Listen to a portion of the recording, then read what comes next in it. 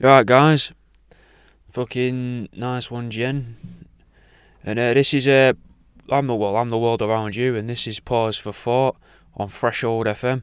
Also, I should probably say rankings updated the website too, so I'll go and give that a look because now apparently it works better than what it did. I've never used it. I just used the app. We'll get into it. We've got quite a lot to cover. This is gonna go all over the place this week. So this week what we're gonna look into is the living dead.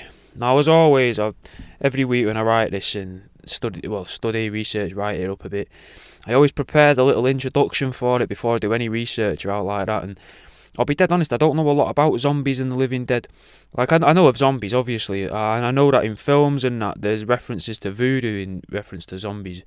And I think there's talk of Haiti, I think, in certain films and shows. And then you've got the idea that fucking God's gonna send back his dead son, who is, as I guess, also a zombie, and down to earth to dig us all up, innit, when we're all dead, with his mind powers like that, fucking drag us out of the dirt and make us fight each other whilst Jesus and the Antichrist, or even the fucking devil himself, have some form of convoluted mud wrestling match for the control of our eternal souls, which even in itself kind of insinuates that no one has control of them at the minute, like our souls. So realistically, is Jesus that good of a guy if he's trying to fight for the eternal ownership of our souls at the end of time as well? Like, that's a dick move, innit, realistically, to, like, your eternal soul goes on all throughout time, but then to say at the end of time, Jesus will come back at the end of time, like there's a big fucking reset button or something, I don't know. Like, well, I don't know what you're supposed to think of that, but I see it as it's the end of time and Jesus is like, right, I'll have them now. They were free for eternity. This is eternity point 2, or eternity 2.0, I guess would be better. I'm going to have them now. They're mine. The Antichrist is there, like, rah, what you on about, me? I'm going to have them. They're mine, mate. I mean, it'd be more like, they're mine, I guess, rather than, you're right, mate. I mean, Jesus would probably be like, you're right, mate. You're right, hello. I'm here to fight for these souls. Don't know why he's Scouse. Here to fight for these souls, You'll never take them. No, I will. I'm going to take them all. They're all going to be mine. Never. You know, like that, I guess. But anyway, I know you probably wouldn't be surprised, but if I said I was going to compete with another, like, I don't know how to word. You probably won't be surprised by it, innit? But if I was to say, anyway, that I was going to compete with another collector in some form of physical altercation, and then fucking pit mine and their customers against each other in some fucking weird battle royale, all for a bunch of dead people, you'd think, well, that's it. That's where I no longer have anything to do with this guy, be it you're my friend, family, listener, you know, psychiatrist even. You'd all be like, well, no, that's it now, done. He's fucking fighting with a competitor for the ownership of some dead bodies of people he's never even met. People that, imagine if people didn't believe that the world around you existed, and then I was like, well, for them people that don't believe that my business exists, what I'm going to do is I'm going to dig them up when they're dead, and I'm going to claim ownership of them. It's fucked, innit? Like, that's a fuck. Anyway, it's not about Jesus this week. Anyway, like, I can't stay away from him. No, like, why do we still think he's a hero? You know what I mean? Like, that's mental. We think the devil and the Antichrist are arseholes, but realistically, if anyone's going to dig up a dead person and use them as a literal puppet, be it a fucking sock puppet, marionette, masonette, I know one's a type of house, one's a type of puppet. I mean, in a way, the Antichrist could live inside you as well. And Jesus lives in many of us, I guess. Or even, like, I think it's marionette, you know, like, and they did fucking use the veins of them, like fucking Freddy Krueger. Like, anyway, if someone was going to do that, you wouldn't fucking hold them in a high regard. You'd fucking do everything you could to avoid them, be them fucking have a halo or horns. It doesn't fucking matter, innit? Anyway, here's a song, first song of the week, a couple more songs than last week. This is DMX and Freeway with Where You Been. Yeah, man, I won't say too much of your time because I know that it's annoying, but now I understand why people actually do this, innit? I thought, the show to grow, realistically, all I need you to do is share a link to this show around, or the show that you've enjoyed the most. Send it to your mum, your nan, your sister, your mates. I mean, it doesn't have to be a woman. You could send it to your brother or your uncle as well. Just spread it around a bit, mate. That's the best thing you can do for us. Yeah, I'll let you crack on. Thanks for listening, man. The so-called first mention of a zombie in Western culture is apparently from George Romero, the fella that wrote Night of the Living Dead, but even just a quick 10-minute search unearths loads more references to zombies and the undead. So some say it came from came about in the Western world in around the 1600s, whilst other people seem to blame Mary Shelley and Lord Byron for them being popular in France, which is strange because I'm sure Mary Shelley and Lord Byron spoke English. So I don't get where that comes from. I may have completely misunderstood that, and that doesn't bode well, does it, for the rest of the episode? if I've misunderstood such a simple... Anyway, in the 1800s, then, which is when Mary Shelley and Lord Byron were, that's not that old, innit, for a concept, for a myth. That's like 400-year-old myth, basically.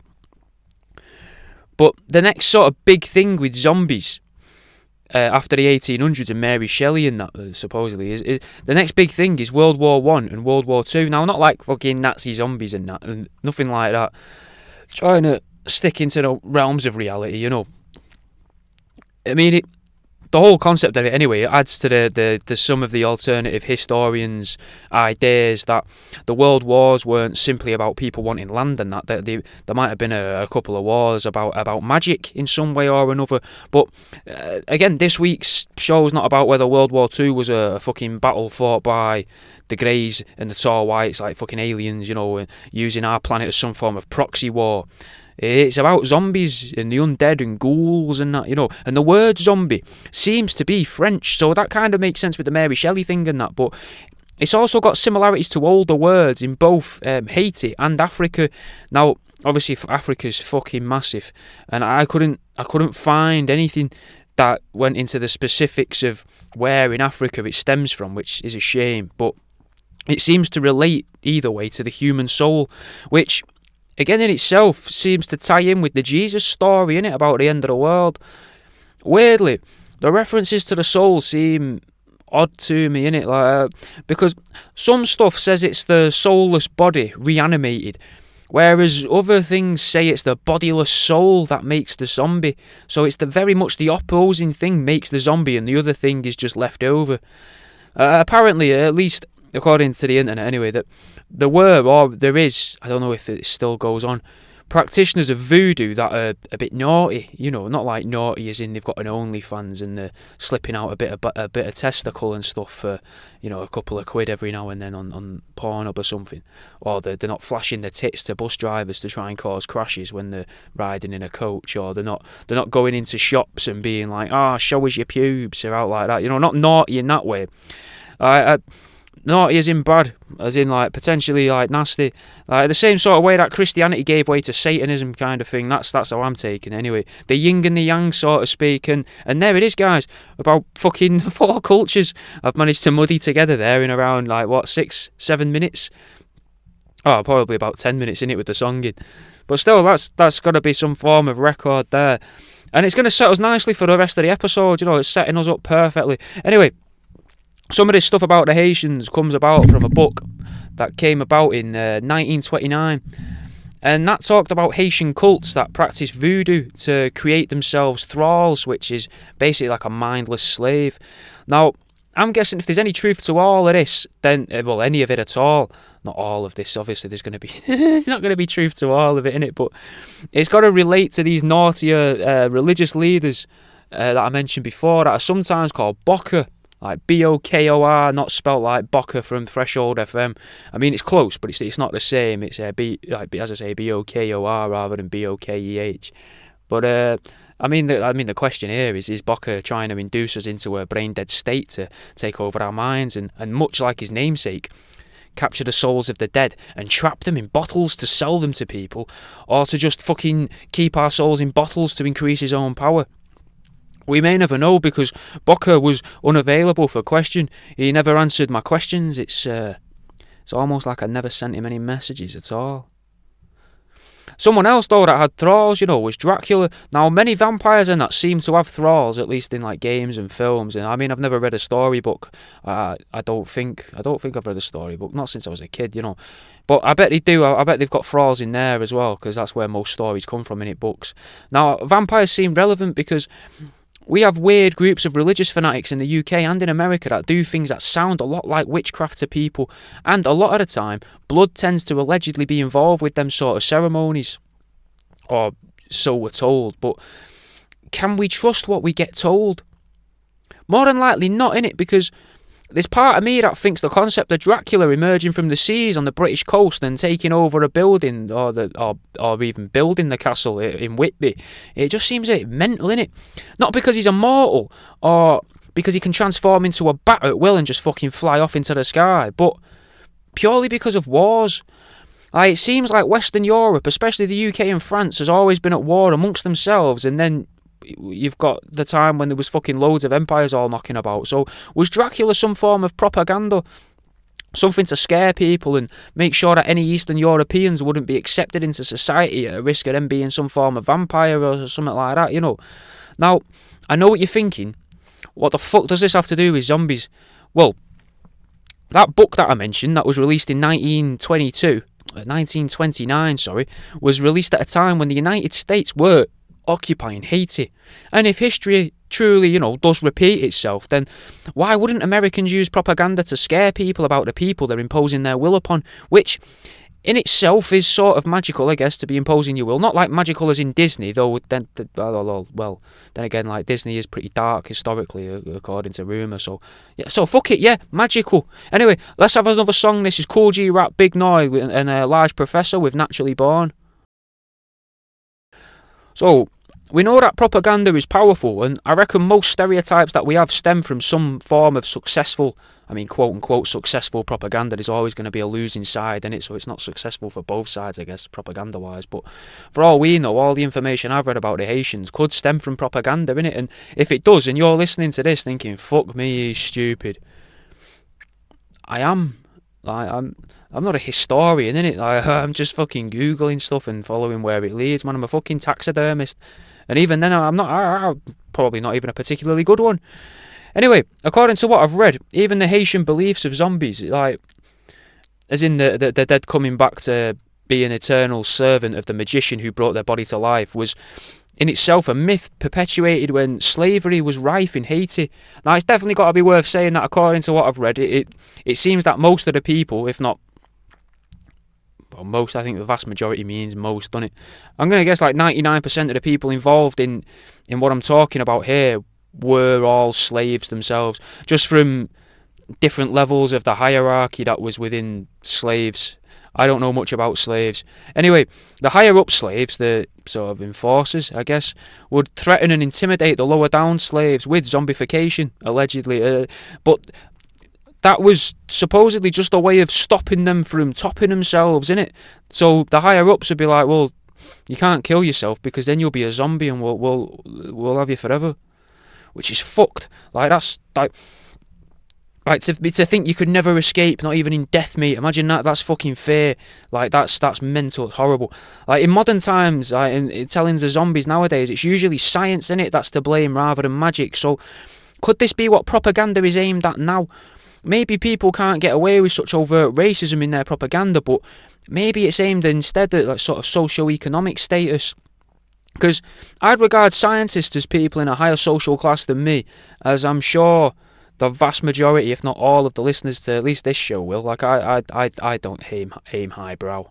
You know what I mean? There's not, like, they're clever people, scientists. I think they are. There is a bit of me that wonders if scientists are all that intelligent, but that's purely because all the way through school and college you're somewhat punished in it for thinking outside of the box in science class, whereas I guess as a real scientist you're probably awarded in reality for thinking outside of the box. I mean that, or you get suicided by the big they for going against the narrative, I guess.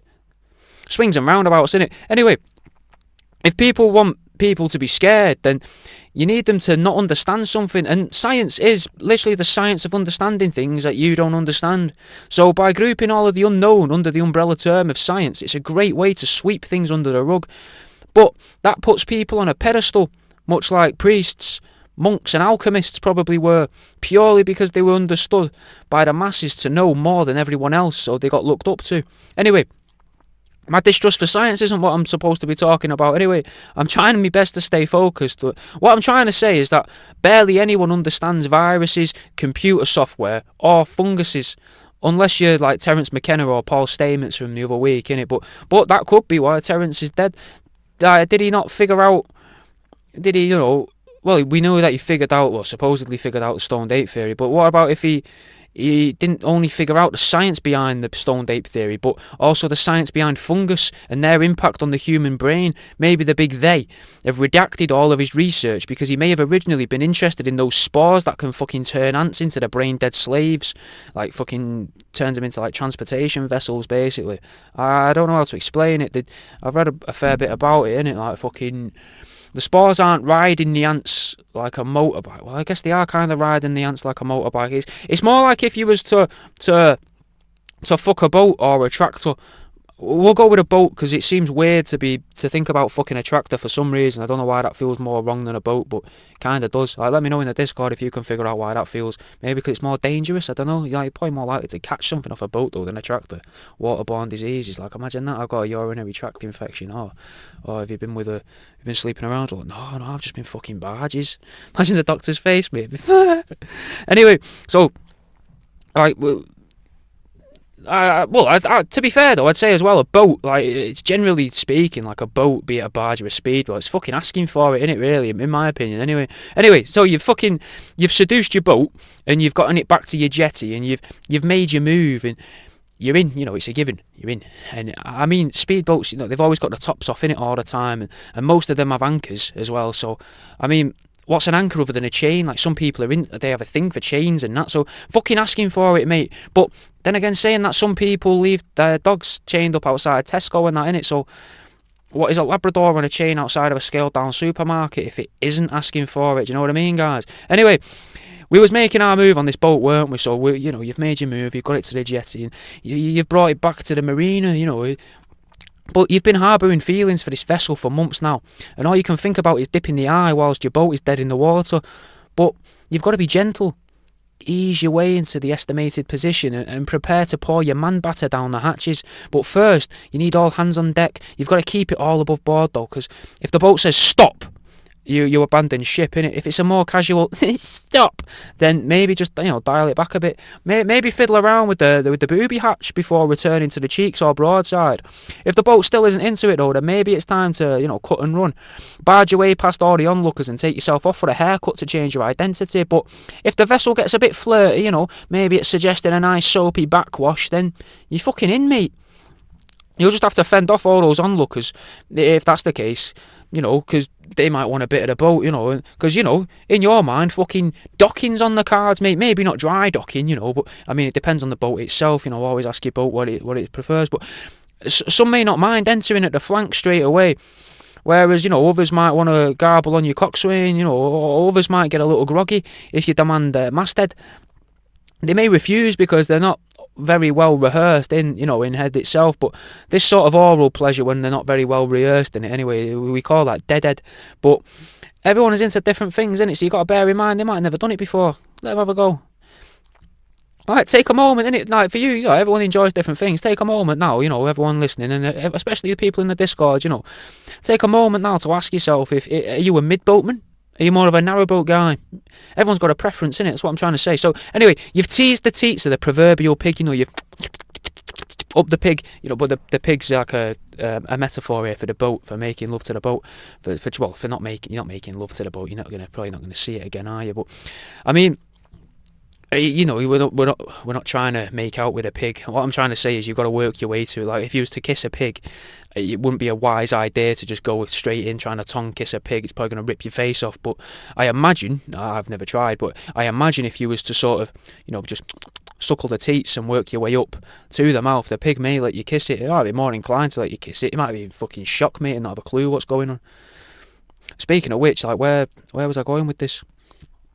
Oh yeah, we're trying to pipe down a freighter, aren't we? So anyway, ask yourself, can you see yourself in a long-term relationship with the boat? Do you plan to give him a key? Do you wish to be the ship's husband, or do you just want to stuff your gammon iron into the lubber's hole, or are you more interested in entering the poop deck? Either way, the boat's up for a good punting, so, I mean, that seems a bit aggressive, innit? But you're both up for a scuttling, otherwise you wouldn't be in this situation. Be mindful of the main sheet, mind. It's rude to get stains on that, innit? So maybe ask them for a towel. I mean, that'll also make you seem confident in your abilities to please a luff and toucher, you know. Speaking of luffing, though, I'd advise luffing up before you take your trousers off, so that they think you're a bit bigger than what you actually are. It's best to come across as a bit of a loose cannon too about the gaff, you know, fiddle the gash a bit, like, until you can sort of fathom out if she truly is gargling on the seawater, or if they're just talking Flemish. It doesn't really matter the language they speak, innit? They're here for a hugging, and that's all that matters. It's not like you're going to have a nipper together, like, birthed from the introduction of your seacock to her porthole. It's fucking impossible, mate, so no need to worry about being an absentee pennant. Literally nothing to worry about. Just sling one up her, go at it like rabbits. Be a weekly rib tickler, mate. Hand over fist the best baggy wrinkle that knocks her snatch. Then, when you're both awash with equal pleasure and disgust for one another, part ways. Just always remember that ships tend to be needy, so that's where the term relationship comes from, obviously, you know. So take the ship's compliment, you know, you did a good job there, sir. Oh, thank you very much, ship, and be on your way. Off into the horizon, or maybe off home to run yourself a bath. Anyway, the fucking fungus, mate. Fungus. It was on fungus, weren't we? Fungus and ants. The fungus entering the ant isn't exactly like the consensual lovemaking between a man and his boat, but more akin to it simply riding a motorbike, I guess. I mean, that was a fucking piss poor metaphor. Long as well. Like, if you stuck with that, fair play. But imagine that the spores are some weird guy at a canal, and the barge is an ant. Now, the man who wants to put his seed in the barge to make more literal water boatmen, seamen if you will, except that's not really how it works, kind of. There's no sort of obvious end goal, which is what makes these spores so scary, because the spores are riding the ant like a motorbike, and they're not off into the sunset, mate. They don't even want to go that far. They go about 25 centimetres up of a plant of a tree, and then force the fucking ant to bite the plant with its teeth and all of its might, so that it can eventually release its spores over its fucking uninfected friends. Anyway, I've really fucking lost it there, haven't I? Let's have a song. This is by Epic Beardmen. The song's called Hedges. So, these ants are usually a species called carpenter ants, and the fungus is called Ophiocordyceps, which is, if you want to look it up, get your phone, Ophiocordyceps. Latin, could be pronounced as fucking anything. And the way it spreads, though, through the ant's body, that's supposed to be unique to just this fungus. There are other things that will inhibit an animal in a similar way, like the spores, like there's a flatworm in it that can take over a killifish and make it reveal itself to predatory birds. Again, though, just so that the parasite itself can be spread. And I mean, it's clever as well. Apparently, if it sees the predatory bird, it'll take the fish up to the water. And if the bird doesn't eat it, it just goes about its business and carries on until another predator comes. It doesn't just fucking stay at the top of the water because they think it wants a specific bird to take it, because then it will drop it at a certain height or something. I don't fucking know. I wasn't all that interested in parasites because they don't make zombies. Fucking spores make zombies, mate. Anyway, we look at things like the fucking parasites and that, and we suggest it's survival, innit? But what if, realistically, reincarnation is what's to blame? What if reincarnation is real, and sometimes you're aware of it and of your previous lives, so when you realise that you've come back as a microscopic mushroom or a flatworm, you just think, oh, fuck this, I just want to die. And maybe that's where the idea of a collective consciousness comes into it all, though, because the cells of the spores, when they've infected a carpenter ant, they'll just float about its body independently until they'll suddenly start to build tubes or bridges, whatever you want to call them. Probably tubes is better. But then again, bridges, you can transport stuff across bridges just like you can through tubes. Anyway, these tubes connect them all together within the ant itself, so that these cells from the spores or the spores amongst the cells, can communicate and eventually fill the gaps in between all of the muscles of the ants, which then gives them control over the movements. Some others believe that they cut off the brain, though, so that they can control everything through the equivalent of their ant's spinal cord, innit? And once they've done this fucking scientific wonder, they take the ant, as I said earlier, 25 centimetres up a tree. I wasn't chatting shit, innit? It's got to be 25 centimetres for some reason. And then they force it to bite that plant until the ant's dead. And then even when the ant's dead, it can continue making the ant clamp onto the tree or the leaf. Like, that's fucking terrifying. Like, that shows you that they're fucking zombies, innit? And then, because it's dead, you know, it's probably been fucking long dead realistically at this point. Like, what, it depends what you class as life, innit? Like, I'm not going to get into like a pro-life or abortion kind of thing here, but like, is life just the body moving? Because it's moving because the spores are controlling it, but it's not an ant anymore. Even if the body's still alive, either way, it's no longer an ant, innit? Like, it's definitely not an ant. But what it's while it's dangling onto this at 25 centimetres high up, the spores bloom from its head and then explode, like I said earlier, onto its fucking friends and family on the equivalent of the fucking ant street beneath. And I don't even know if the ant then falls at that point, because that'd then, in the human world anyway, that would instill a bit of panic, and that would make everyone gasp, because they'd all be like, ah! And like that, when fucking Terry the ant falls down to the ground, all the other ants, which I assume are probably all called Terry as well, because aren't ants clones of the fucking clones of one another? So all these Terry the ants are fucking going, oh my god, oh look at him, like that, all breathing in these fucking spores, mate. Fucking getting infected by mushrooms. And maybe that's what it is. Maybe it's shock that does it to people, you know, or it does it to ants. But anyway, that's not been scientifically proven. The only scientific proof around it that there is someone managed to take fucking slithers of these ants that had been infected, and they were something like 50 times thinner than a human hair. And they fucking inspected them, and it was taking them fucking months. And then some smart arse made an AI program that could distinguish the cells of the ant and the cells of the spores, so that they could watch it grow and work out how it grows. And fucking, I don't know, I didn't really understand what they learnt from any of it, to be honest, because I've come away from it knowing new words, maybe, but not really knowing how to use them in a sentence or what they really mean. Anyway, I'm wondering if they take them the 25 centimetres up, because, like, in a past life as a human, if you were, or even as a fucking, like, maybe as a tiger and all, definitely as an elephant, a dolphin wouldn't really matter. You take a dolphin, drop a dolphin on land from anywhere, it's going to die. But a frog would probably die. Cats are probably okay. I think I saw on QI that if you fucking, I mean, obviously don't do this. If you drop a cat from a certain level, a certain height, it'll be fine. Drop it from a little bit below, it'll die. Drop it from a little bit below that, it'll be fine again. So maybe, you know, in a past life these things were human. These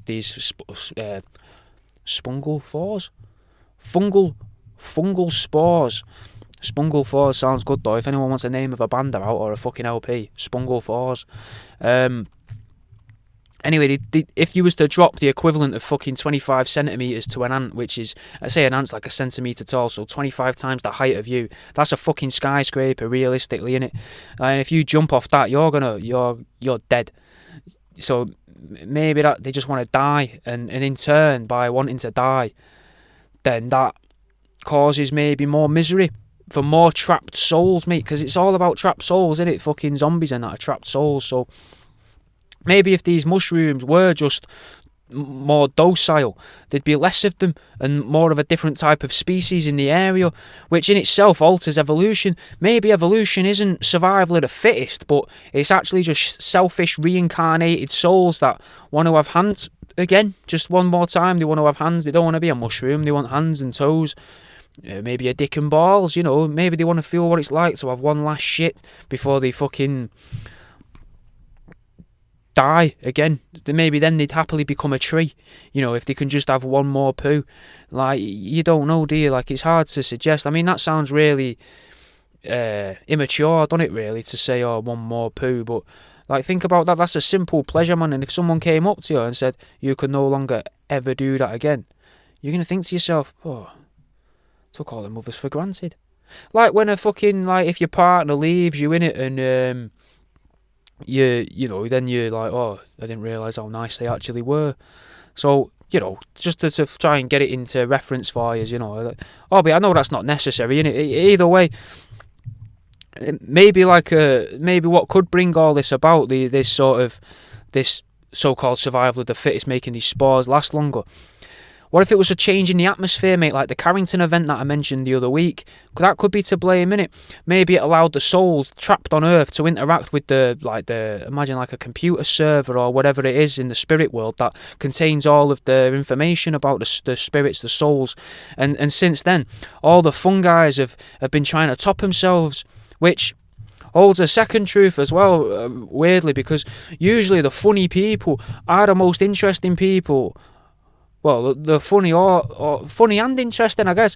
They're normally people that are more depressed, innit? So it would maybe make sense. I don't know. Who knows? Realistically, who knows? One question, though, that this destructive fungus raises is whether they can think, or if they're capable of thought at all. Vegans will tell you that it's okay to eat mushrooms and insects, both of which are victims in this zombie predicament. The ant gets trapped within their own bodies, and the spores can only live via the ants. No one's really winning in this situation, except the vegan movement. By limiting the farming of animals, that means there's potentially less souls with already movable limbs, but they've got to go somewhere, innit, these souls that were trapped in the cows and pigs. So the vegans are then forcing these souls into the mushrooms of the Brazilian jungles and into the mushroom farms that the vegans need to feed their troops. What if the spores are in fact the reincarnated souls trapped on Earth? But what if these parasitic life forms, be it the fucking worm or the spore, are actually the representations of demons from the fourth dimensional world in a three-dimensional world? It would also give a sort of explanation to the myths surrounding human zombies, and it relates back to the souls being missing from the bodies, much like how the ant is still the ant, but everything realistically that made that ant do its day-to-day ant stuff is gone. Just like how the human side is gone in a zombie. Not sure if I said this before, but the Romero interpretation of a zombie was never originally called a zombie. Like, he made no reference at all to it being a zombie. They were actually referred to as ghouls, if anything at all. And he's come out and said they were ghouls. And even then, though, from the way that he used ghoul and what he implied as it meant, and the delineation of the word, where the word comes from, maybe I think it actually begins with an E, but I always get it mixed up with the word that means insects. The etymology. One of them means bugs, one of them means words, which is kind of cool. We're sort of talking about ants still a little. Anyway, but that word, the word ghoul, is derived from demon. So there's a link for fucking zombies being demons, and we can take it a little bit further and all. The killifish, which is the one that gets infected by the flatworm, that develops a weird web of fat-like structure around its brain that allows the parasite to directly affect its body and override any desires it once had. Now, when I was a butcher, I used to see webs of fat on lambs all the time, So could that be the same thing? Could that actually be what fat really is? Is that why in Victorian times fat people were always portrayed as evil? And why were they evil? Purely because the demons can create fat inside the body of a person and take over their movements, mate. That's why. Fucking think about all of our brains. If you go and watch a dissection of a human head after this show, you'll hear them talking about a protective layer of fat, like a spider's web, that encases our brain. Now, what if it's already too late for us and the demons have taken over? What if that's why there are now more fat people than ever, and why people just seem crueler than ever? What if this is why holistic people say sugar is evil? What if the souls of these demons enter our world through the literal underworld, and they rise up through the soil and enter into the plants? And what if that's what farms actually are, mate? What if farms are some form of prison? Like, ways to try and capture as many demon souls as possible so that they can't harm us, or maybe even so that they can be directed at certain types of people. Maybe this is what makes the vegans truly evil, not just because they like to try and get me shut down as a business, or fucking send me death threats, or try to get me fucking blacklisted from pet shops, but because they make stuff, or not even because they make stuff up about me online off the fucking top of their heads and then spread it around the internet like a fucking mindless carpenter ant. What if they're evil because they're trying to stop farming animals so that the souls of the reincarnated demons trapped on Earth won't be happy with their existence, and they'll work together like the spores in an ant? coming together like a bunch of gay guys in a heterosexual bukkake scene so that they can take over ants and infect the world with more demons. There's a chance they're already inside our brains, innit? Like as I say. So what if the only way to keep them at bay is to ingest the food that they lived as? Except the hippy dippy vegans don't want you eating sugar or eating cows. They want you to be eating fucking broccoli, whatever jackfruit is, and fucking cheese-free pizzas, meaning that the demons can and will be free and more likely to enter our brains instead of coming back as a chicken. Are vegans really to blame? Are they trying to bring out the zombie apocalypse? Are they trying to save us from demons? Or is it really the plants themselves that are in control from only surviving on a plant-based diet? Does that make the average vegan brain... Well, does it make the average vegan brain stop working? Does it make the average vegan brain dead, and makes them so that they're easily led by the plants? Is it because the plants have had enough and they want to take control of the planet? Are the vegans the vessels for the plants? Could it be that demons have nothing to do with it at all? We already know that some plants are considered invasive, like Russian vine and Japanese knotweed. But think about those names there, Russia and Japan. Could those very plants be a weird way of manipulating us to distrust the Russians and the Japanese? Is this manipulation done by the secret spores or pollen released by plants? And in reality, it's the Russian vine and the Japanese knotweed that's trying to free us from the oppressive rule of oak trees, vinca minor, and daisies.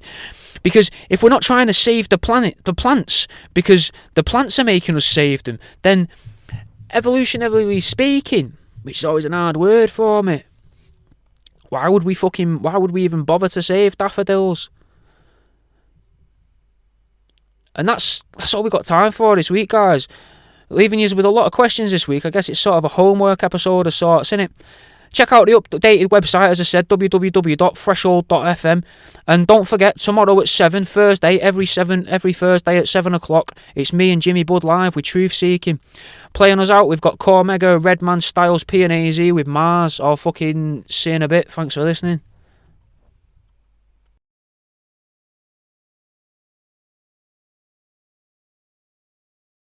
Well, I've ended up about a minute and a half short, so I mentioned some of the death threats before, so here's a little run through of some of them from what I think was last year. Let me know what you think. Yeah, when you die, you'll die alone. Nice.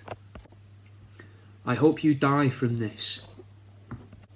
Here's one that I spoke about earlier, the one that said they were leaving, and I think they said they were going to block me. You cruel effing assholes. Animal exploitation at its finest. I'm back, Jack, you turd.